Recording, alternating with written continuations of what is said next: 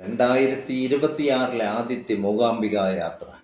ഉത്സവ സീസൺ ആയതിനാൽ അലങ്കാരങ്ങളും കൊടിതോരണങ്ങളും കൊണ്ട് അമ്പലത്തിൻ്റെ മുൻവശം മറച്ചിരുന്നു. അമ്പലത്തിന് മുൻവശത്തുള്ള ഗോശാലയിൽ അടുത്ത ദിവസം അമ്പലം തുറക്കുന്നതിന് മുൻപേയുള്ള ചടങ്ങിന് വേണ്ടിയുള്ള പശുവിനെയും കുട്ടിയും കൊണ്ട് കെട്ടിയിരിക്കുന്നത് കണ്ടു. വെച്ചൂർ പശുവും കുട്ടിയുമാണ് അവിടെ കെട്ടുന്നത്. സന്ധ്യാസമയത്തിന് മുൻപ് തന്നെ അമ്പലത്തിനകത്ത് കയറി. സൂര്യൻ അസ്തമിക്കാൻ തുടങ്ങുന്നത് ക്ഷേത്ര ഗോപുരത്തിൻ്റെ മുകളിലൂടെ കാണാമായിരുന്നു. ക്ഷേത്രനടയിലെ വിളക്കിൽ നെയ്യൊഴിച്ച് കത്തിക്കുന്നത് കാണാൻ വളരെ രസകരമായിരുന്നു.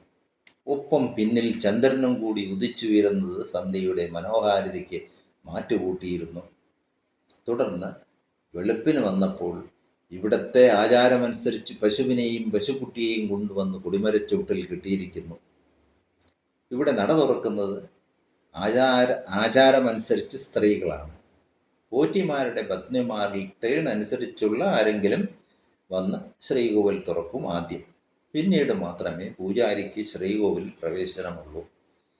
ദേവിയെ തൊഴുത് പുറത്തിറങ്ങി ഒരു പ്രദക്ഷിണം വച്ച് തൊഴുതു വരുന്ന വഴിയിലെ കാഴ്ചകളെല്ലാം കണ്ടു.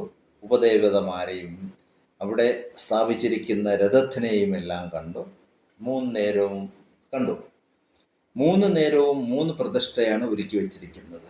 ആ 3 പ്രതിഷ്ഠയുടെ രൂപമാണ് കൊടിമരത്തിൽ പതിച്ചിരിക്കുന്നത്. തുടർന്ന് സരസ്വതി മണ്ഡപത്തിൽ എഴുത്തിനിരുത്തുന്നത് കാണാൻ പോയി. വൈകുന്നേരത്തോടുകൂടി സൗവർണിക നദി കാണാൻ പോയി. സൗവർണികയിലേക്ക് പോകുന്ന വഴിയിൽ മൂകാംബിക ക്ഷേത്ര ട്രസ്റ്റിൻ്റെ കീഴിലുള്ള സ്കൂളും അനുബന്ധ സ്ഥാപനങ്ങളും കണ്ടു. സൗവർണികയിൽ വെള്ളം വളരെ കുറവായിരുന്നു. ധാരാളം മത്സ്യക്കുഞ്ഞുങ്ങൾ നീന്തിത്തുടിച്ച് നടക്കുന്നത് കണ്ടു. ധാരാളം കുരങ്ങന്മാരുള്ള സ്ഥലമായിരുന്നെങ്കിലും കടുത്ത വെയിലായതിനാൽ അവരെയൊന്നും കാണാൻ കഴിഞ്ഞില്ല. സൗവർണികയുടെ അടുത്തുള്ള ഗണപതി ക്ഷേത്രം തുറന്നില്ല. അതിന് സമീപത്തൊരു സ്ഥലത്ത് ശങ്കരാചാര്യരുടെ പ്രതിമ സ്ഥാപിച്ചിരിക്കുന്നത് കാണാം. അല്പം കൂടി മുന്നോട്ട് പോയാൽ ഗരുഡ ഗുഹ കാണാം. തിരിച്ചു വരുന്ന വഴിയിൽ വെയിൽ കുറഞ്ഞതിനാലാകാം 2-3 വാനരന്മാരെ കാണാൻ ഇടയായി.